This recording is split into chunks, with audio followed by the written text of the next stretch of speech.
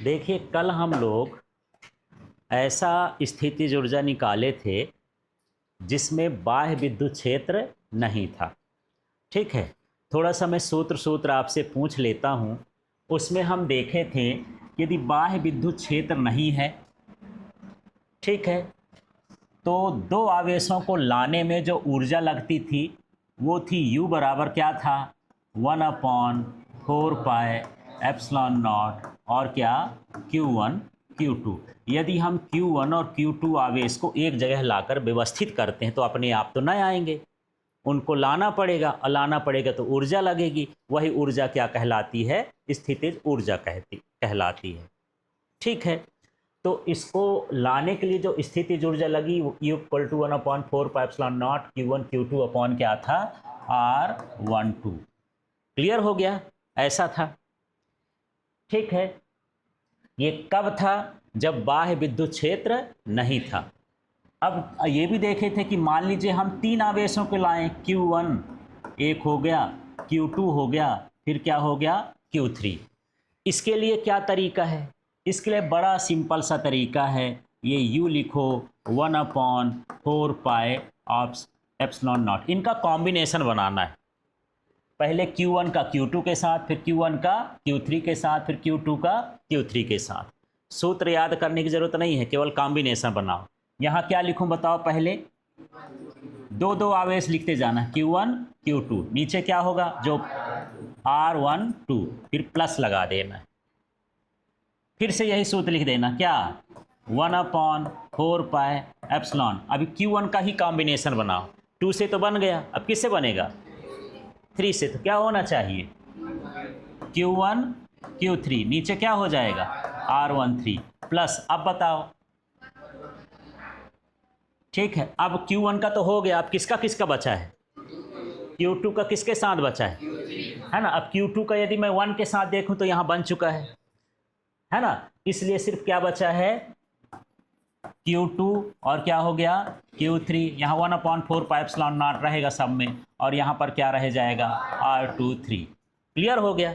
इस तरह से ये तीन आवेशों की स्थितिज ऊर्जा होगी। ये तीन आवेश हैं और हम उसको ला रहे हैं, उस जगह पर ला रहे हैं जहाँ विद्युत क्षेत्र नहीं है, तब ऐसा सूत्र होता है। थोड़ा सा मैं चार आवेशों का देता हूँ, आप लोग बताना, है ना, तो मुझे समझ में आ जाए कि आपको समझ में आया कि नहीं आया। मान लीजिए मेरे पास चार आवेश हैं, एक का नाम Q1 है, एक का नाम Q2 है, एक का नाम Q3 है, एक का नाम Q4 है। अब इन चारों आवेशों को लाना है और ऐसी जगह लाना है जहां विद्युत क्षेत्र नहीं है, इनकी व्यवस्था बनाना है। ठीक। और मैं लाऊंगा तो क्या लगेगी, ऊर्जा। उस ऊर्जा को हम क्या बोलते हैं, स्थितिज ऊर्जा। सब में तो 1/4 पाई एप्सिलॉन नॉट रहेगा, तो इसको मैं कॉमन ही कर देता हूं। बताओ, Q1 के साथ कॉम्बिनेशन बनाना है ना, तो क्या हो जाएगा, Q1 Q2, नीचे R12, फिर प्लस, फिर Q1 का Q3 के साथ, अब क्या हो जाएगा, R13, फिर Q1 का Q4 के साथ, अब क्या बचेगा, R14, है ना। 1 का काम खत्म हो गया, अब किसका देखेंगे, 2 का। चलो 2 का देख लेते हैं, 2 का किसके साथ, तो क्या हो जाएगा, Q2 Q3, अब क्या हो जाएगा, R23, फिर क्या हो जाएगा, Q2 का ही किसके साथ, हाँ, तो क्या हो जाएगा, Q2 Q4, अब क्या हो जाएगा, R24। यहाँ बताओ, अब Q3 का किसके साथ, Q4 के साथ, तो ये हो जाएगा Q3 Q4, और क्या हो गया, R24। देखो, चाहे जितने आवेश दे दें यार, अब निकाल सकते हो। सूत्र इस तरह से होता है इसका। ठीक है। ये तब के लिए है जब बाह्य विद्युत क्षेत्र ना हो। तो कल जब आप निकाले थे दो आवेशों के लिए तो सिर्फ 1/4 pi epsilon not Q1 Q2 upon R12 आ गया था। अब तीन आवेशों के लिए निकाले थे तो ये आया था, ये आया था, और 2 3 वाला आ गया था। ठीक है। इस तरह से आप डायरेक्ट सूत्र लिख सकते हो। अब हम यहाँ पर एक ऐसा सोच के चल रहे हैं कि पहले से विद्युत क्षेत्र है, बाह्य विद्युत क्षेत्र है, और अब हम आवेश को ला रहे हैं। दोनों प्रश्न में समझ में आ रहा क्या है ना। कल जो निकाले थे बाह्य विद्युत क्षेत्र नहीं था, अब मान रहे हैं कि बाह्य विद्युत क्षेत्र पहले से है। तो यहाँ पर मान ले ऐसा कि जैसे ये वाला इलाका विद्युत क्षेत्र का है, मेरे पास कोई आवेश है, इस बिंदु पर मुझे उस आवेश को लाना है। तो पहले मुझे विभव पता करना पड़ता है। उस बिंदु का क्या पता करना पड़ता है? विभव। तो मान लेता हूँ कि यहाँ पर जो विभव है और वो क्या है? v है। विभव क्या है? v है। ठीक है, तो इसका सीधा सूत्र स्थितिज ऊर्जा क्या हो जाएगी? Q को लाऊंगा तो क्या हो जाएगा? QV, क्योंकि ये होता है V = W/Q होता है, तो W = क्या हो जाएगा? QV, और कार्य को ही क्या बोलते हैं? ऊर्जा, तो ये हो जाता है U = QV। तो ये ज़्यादा कुछ नहीं सोचना है, ये होता है। तो यदि इतना भर आ जाए खाली स्थान में कि यदि बाह्य विद्युत क्षेत्र है और एकल आवेश को हम लाते हैं तो उसकी स्थितिज ऊर्जा क्या होगी? उसकी स्थितिज ऊर्जा क्या होगी? U = QV। ठीक है, अच्छा मैं यहीं पर उल्टा क्वेश्चन पूछ देता हूँ। यदि एकल आवेश है और बाह्य विद्युत क्षेत्र नहीं है, माने विद्युत क्षेत्र है ही नहीं, तब उसकी ऊर्जा कितनी होगी? हाँ, उसकी ऊर्जा क्या होगी? शून्य। दोनों फर्क पता चल रहा है? मैं दोनों को साथ साथ ले रहा हूँ। एक मान रहा हूँ कि विद्युत क्षेत्र नहीं है, माने उसका मान क्या है? शून्य है, और एक मान रहा हूँ कि विद्युत क्षेत्र है, माने शून्य नहीं है। तो यहाँ पर यदि मैं एक आवेश को लाऊंगा तो उसकी स्थितिज ऊर्जा क्या होगी? शून्य, और इसमें लाऊंगा तो स्थितिज ऊर्जा क्या हो जाएगी? QV। ठीक है, क्लियर हो गया? चलिए अब मैं बात करता हूँ यहाँ पर कि उसकी ऊर्जा का मान तो QV हो गया है ना, पर इससे हम और चीज़ों को भी ला सकते हैं। यदि मैं Q न लाऊं, इलेक्ट्रॉन लाऊं तो क्या होगा? इलेक्ट्रॉन लाऊंगा तो U के मान क्या हो जाएगा? EV हो जाएगा। क्या हो जाएगा? EV। तो अब EV क्या है? इसको पढ़ते हैं इलेक्ट्रॉन वोल्ट। क्या पढ़ा जाता है? Electron volt. तो सीधा सीधा है, यदि कोई इलेक्ट्रॉन 1 वोल्ट के विभवांतर से त्वरित किया जाता है तो इसकी ऊर्जा को क्या कहा जाता है? Electron volt. याद हुआ क्या? इसमें सिर्फ आपको 2 चीज़ समझना था। एक ये समझना था यदि हम एकल आवेश को लाएंगे तो विद्युत क्षेत्र का मान कितना होगा? कितना होगा? U = QV। दूसरा ये समझना है कि इलेक्ट्रॉन वोल्ट होता क्या है। तो इसी को पढ़ दोगे, यहाँ पर मैं लिख देता हूँ, ऐसा लिख दूँ तो आपको समझ में आएगा अगले पेज में। हालांकि 1 EV तो सीधा पढ़ना है। एक इलेक्ट्रॉन को 1 वोल्ट के विभव से, इसमें भी 1 लगा देना है, 1 वोल्ट के विभवांतर से त्वरित किया जाए। त्वरित का मतलब भगाया जाए, है ना। तो जो उसकी ऊर्जा होगी उस ऊर्जा को हम क्या बोलेंगे? Electron volt. थोड़ा सा फिर से बोलना, इसका नाम लो 1, फिर इसका नाम लो इलेक्ट्रॉन को, फिर से बोलो 1 विभवांतर से, है ना, 1 वोल्ट के विभवांतर से त्वरित किया जाता है तो उसकी ऊर्जा को 1 इलेक्ट्रॉन वोल्ट कहते हैं। याद हो जाएगा? ठीक है, तो इस तरह से 1 इलेक्ट्रॉन वोल्ट की परिभाषा होती है। तो ये सब भूल जाओ, केवल आपको सूत्र याद रखना है 1 EV। क्या याद रखना है? 1 EV। इसी से आपको परिभाषा देना है ना। 1 को शब्द में बोलो तो क्या बनेगा? 1। E को शब्द में बोलो तो इलेक्ट्रॉन, V को शब्द में बोलो तो वोल्ट, तो उसके सामने 1 वोल्ट। ठीक है, और उसको क्या बोलोगे? विभवांतर। तो 1 इलेक्ट्रॉन को 1 वोल्ट के विभवांतर से त्वरित करने पर जो ऊर्जा प्राप्त होती है उसे क्या कहते हैं? इलेक्ट्रॉन वोल्ट कहते हैं। ठीक है, अब कुछ इलेक्ट्रॉन वोल्ट के बारे में समझते हैं। यहाँ पर देखिए, 1 इलेक्ट्रॉन वोल्ट का मान देख लीजिए। 1 इलेक्ट्रॉन वोल्ट का मान होता है 1.6 × 10⁻⁻19 जूल। आप कहीं पर इसका मान और पढ़े हो, ठीक है, पर दोनों में क्या फ़र्क है इसको समझना। यदि सिर्फ इलेक्ट्रॉन का आवेश पूछे तो ये होता है 1.6 × 10⁻⁻19 कूलाम।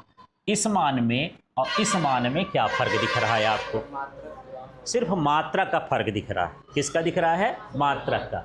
यदि इलेक्ट्रॉन का आवेश पूछेगा तो यही चीज़ हम किस में लिखेंगे? कूलाम में। आवेश का मात्रा कूलाम ना होता है, तो 1.6 × 10⁻⁻19 कूलाम।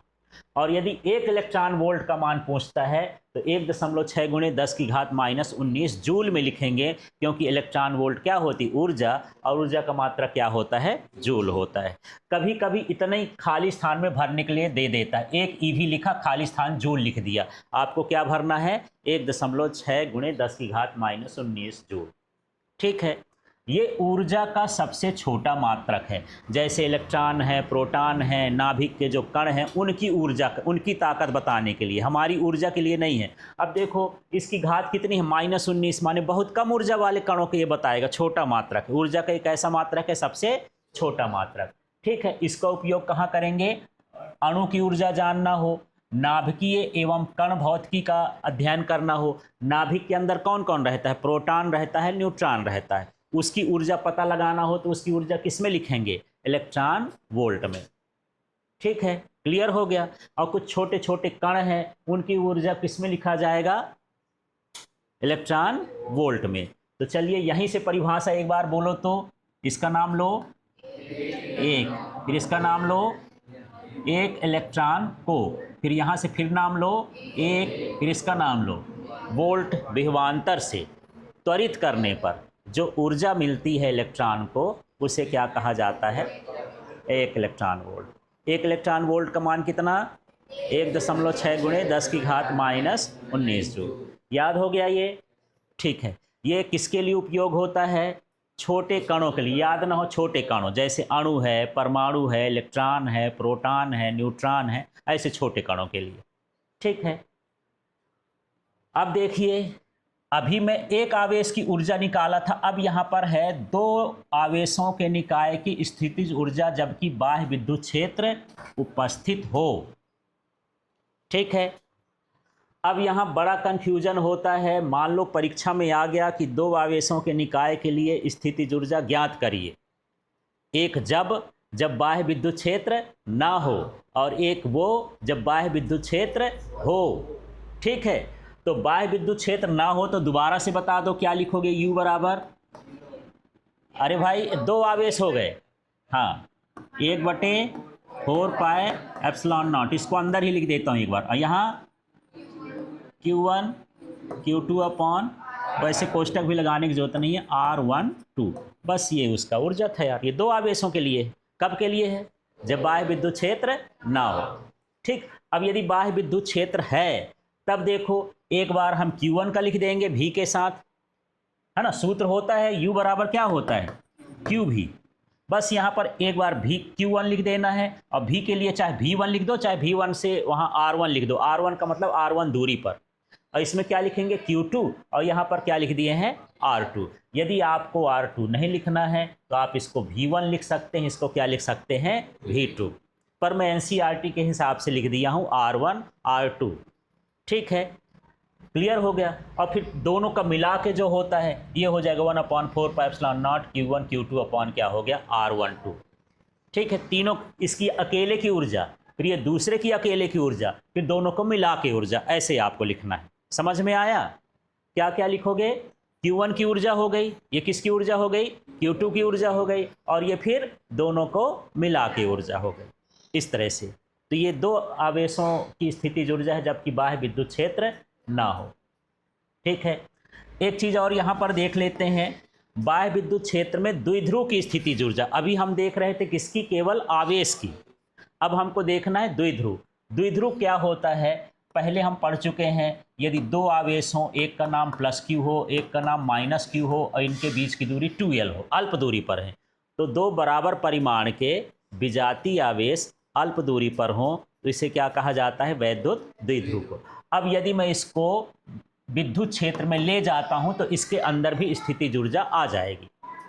ठीक है, तो कितनी आएगी ये समझ लो। यदि ये पेन है और इस पेन को मैं किसी कोण से ऐसे उठा दूं और छोड़ दूंगी तो ऐसे उठा रहेगा, छोड़ने पर उठा रहेगा, ऐसे क्या हो जाएगा, बराबर हो जाएगा, है ना। मतलब इसके अंदर क्या आया है, ऊर्जा, इसके अंदर क्या आ गई, ऊर्जा, तब ना अपने आप आ रहा है। ऐसे मान लो ये वैद्युत द्विध्रुव है, इसको अभी हम किसी विद्युत क्षेत्र में रखेंगे, यदि तिरछा रख देंगे तो क्या होने की कोशिश करेगा, बराबर होने की कोशिश करेगा, उसके अंदर स्थितिज ऊर्जा आ जाएगी। तो मैं ऐसा समझाऊं, ये मेरे पास विद्युत क्षेत्र है, ये कौन सा क्षेत्र हो गया? विद्युत क्षेत्र। और यहाँ पर मैं क्या रख दे रहा हूँ, क्या रखूँगा? एक वैद्युत द्विध्रुव। किस कोण पर रख रहा हूँ? थीटा कोण पर। ठीक, तो इसका काम है ये घूम के इसके बराबर हो जाए, पर किसी को घुमाने की ज़रूरत नहीं है, ये अपने आप घूमेगा। इसका मतलब है इसके अंदर ऊर्जा है तभी ना घूम रहा है। तो कितनी ऊर्जा होती है? तो यहाँ पर डेरिवेशन नहीं है इसलिए नहीं बता रहा हूँ, डायरेक्ट सूत्र है U = -PE cos थीटा। ठीक, P का मतलब वैद्युत द्विध्रुव, E का मतलब क्या है? विद्युत क्षेत्र की तीव्रता, और cos थीटा ये थीटा वाला कोण हो गया। इसकी भी अलग अलग स्थितियां हैं। देखो, थीटा का मान माने π/2, π/2 माने समझ रहे कितना कोण? 90। π/2 माने कितना हो गया? 90। तो यदि मैं 90 रखूँगा यहाँ पर, तो cos 90 का मान 0, 0 का गुणा करोगे तो सब कुछ क्या हो जाएगा? 0। माने स्थितिज ऊर्जा का मान 0 जब रहता है तो वो कौन सी स्थिति कहलाती है? मानक स्थिति। यदि ये बढ़िया बराबर ऐसे रखा हुआ, ये इसकी कौन सी स्थिति कहला गई? मानक स्थिति। इसके अंदर अलग से कोई ऊर्जा नहीं है, ये मेरे हाथ के सहारे पर है। ठीक है, अब ये है यदि थीटा इक्वल टू क्या हो? 0 डिग्री हो जाए तो क्या हो जाएगा? तो cos 0 का मान कितना होता है? 1 होता है। तो यहाँ 1 रख दूंगा तो क्या हो जाएगा? -P कहलाया। इसको हम क्या कहते हैं? स्थायी संतुलन कहते हैं। जैसे आप बैठे हो सीधे सीधे पृथ्वी में बैठे हो, सीधे सीधे बैठे हो, आप किस में हो? स्थायी संतुलन में। ठीक है, अब यदि थीटा का मान कितना हो जाए? 180, उल्टा हो जाए, ठीक, तो क्या हो जाएगा? cos 180 का मान किसी को पता है? -1। कितना होता है? -1। तो यहाँ माइनस पहले से है, माइनस इधर से हो जाएगा तो माइनस माइनस क्या हुआ? प्लस। तो PE हो गया, ये अस्थाई संतुलन हो गया। 180 का मतलब सीधे उल्टा हो जाना। जैसे आप अभी बैठे हो तो बड़े आराम से बैठे हो, स्थायी संतुलन में हो। यदि मैं बोलूँ उल्टा सिर के बल बैठ जाओ और पैर ऊपर कर दो, क्या आप बैठ पाओगे? नहीं। उल्टा होने पर आप कैसे हो गए? अस्थाई संतुलन में हो गए। इसी तरह से ये भी स्थायी और अस्थाई संतुलन में होता है। ठीक है, तो चलिए हल्का सा इसका मैं रिवीजन करवा दूं। यहाँ पर जो भी अभी हम पढ़े हैं, मुझे अब बताना, अभी मैं ले रहा हूँ क्या? यदि बाह्य विद्युत क्षेत्र ना हो, ठीक है, तो मुझे बताना 1 नंबर, एकल आवेश की स्थिति ऊर्जा बताओ। एकल आवेश की क्या हो गई? U = 0। समझ में आ गया? दूसरा, Q1 और Q2 आवेश के लिए क्या हो जाएगा बताओ? 1/U बराबर लिखना 1/4πε0 और Q1 Q2/R12। क्लियर हो गया? ठीक है, अब यहाँ पर मान लेते हैं अगली कंडीशन में कि बाह्य विद्युत क्षेत्र हो। ठीक है, तो बताओ एकल आवेश का क्या होगा? क्या होगा? U बराबर क्या हो जाएगा? QV। अब बन गया ये। ठीक है, अब मान लो 2 आवेश हों, यहाँ पर क्या है? Q1 Q2। ठीक है, आवेश के लिए बताओ जब बाह्य विद्युत क्षेत्र हो तो क्या लिखेंगे? पहले तो आप इनको सबको सजा लो। Q1 हो गया, अब मुझे फिर से उसके साथ क्या लिखना पड़ता है? V।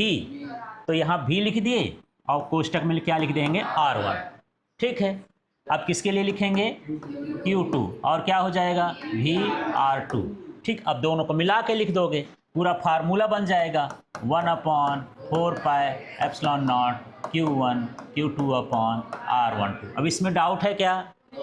बस यहाँ पर तुम लोग को ये समझ लेना कि जब बाह्य विद्युत क्षेत्र होगा तो आवेश की ऊर्जा कितनी होगी और ना होगा तो कितनी होगी।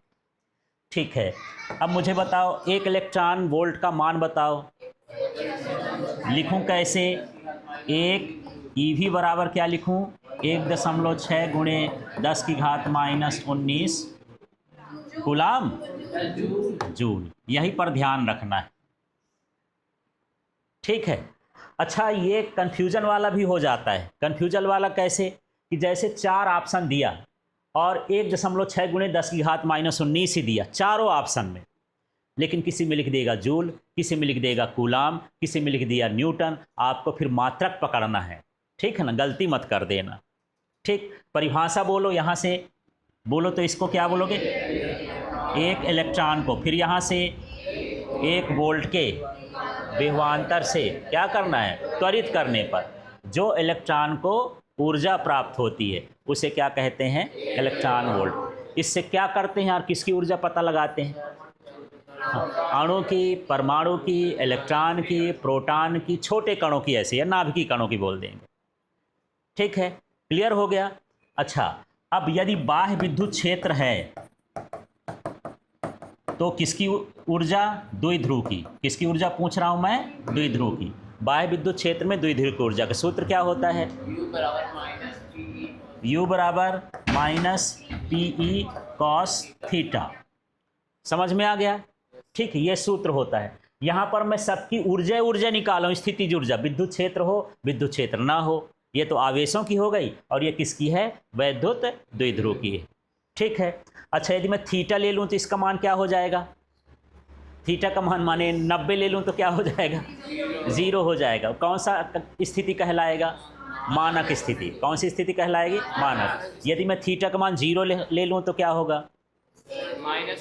माइनस पी हो जाएगा। ये क्या कहलाएगा? स्थायी संतुलन कहलाएगा। यदि 180 ले लूँ तो -1 होगा तो माइनस माइनस प्लस हो गया। यू का मान क्या होगा? P, और इसे हम क्या कहेंगे? ठीक है।